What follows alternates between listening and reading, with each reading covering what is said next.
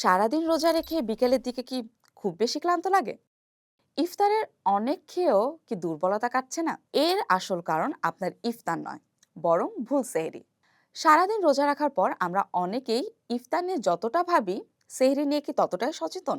সারাদিনের ক্লান্তি আর দুর্বলতা কাটাতে ইফতার নয়, বরং সেহরির সঠিক পরিকল্পনায় আপনার প্রধান শক্তি। চলুন জেনে নিই সেহরির আদর্শ খাদ্য তালিকা।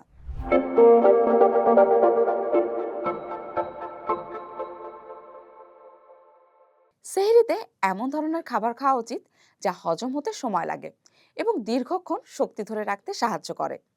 এই কারণে এ সময়ের খাদ্য তালিকায় শর্করা জাতীয় খাবার রাখা উচিত, কারণ জটিল শর্করা জাতীয় খাবার ধীরে ধীরে রক্তে গ্লুকোজ সরবরাহ করে এবং দেহে শক্তি যোগায়। ঢেকিছাড়া চালের ভাত, আলু, চিড়া, ওটস, সিরিয়াল, বার্লি, লাল আটা রুটি ইত্যাদি রাখতে পারেন সেহরির খাবারের তালিকায়। তবে রোগভেদে খাবারের তালিকা ভিন্ন হতে পারে চিকিৎসক ও পুষ্টিবিদের পরামর্শে। সেহরিতে প্রোটিন জাতীয় খাবার থাকলে তা দেহের প্রয়োজনীয় পুষ্টির চাহিদা মেটানোর পাশাপাশি সারা দিনের শক্তি যোগাবে ধীরে ধীরে।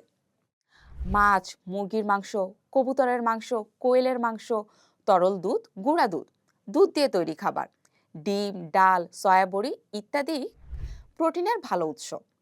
এসব খাবারে ক্যালসিয়াম, ফসফরাস, আয়রন ইত্যাদি পুষ্টির উপাদানও প্রচুর থাকে, যা হাড়ের সুস্থতার জন্য জরুরি। রোজা মানেই পানি শূন্যতার ঝুঁকি। খাদ্য তালিকায় আঁশ ও পানিযুক্ত সবজি রাখতে হবে। এগুলোর মধ্যে আছে ডাঁটা, পটল, গাজর, মিষ্টি কুমড়া, লাউ, মিষ্টি আলু, বেগুন, চিচিঙ্গা, ধুন্দল, বিভিন্ন জাতের সবুজ শাক, কচু, টমেটো ইত্যাদি। এসব সবজি যেমন সহজপাচ্য, তেমনি শরীরকে আর্দ্র রাখতে সাহায্য করে। রান্না করা খাবার শক্ত, আধা সেদ্ধ বা কষানো যেন না হয়, সেদিকে খেয়াল রাখতে হবে। রান্না হতে হবে ঝোল ঝোল, পুরোপুরি সেদ্ধ ও কম মশলাযুক্ত।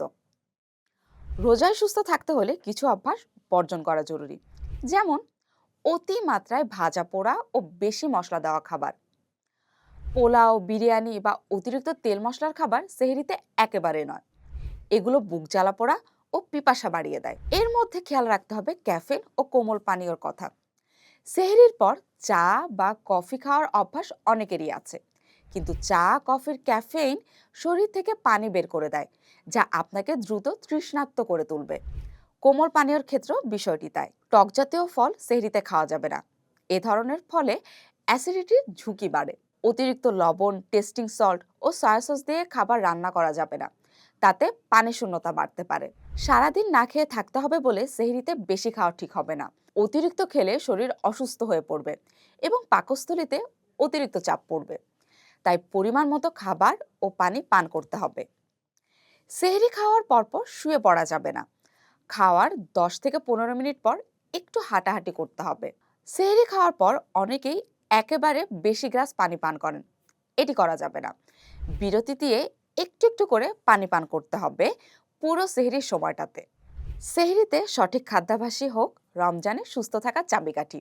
শরীরের যত্ন নিন, সুস্থ থাকুন আর প্রশান্ত মনে প্রতিটি ইবাদত পালন করুন।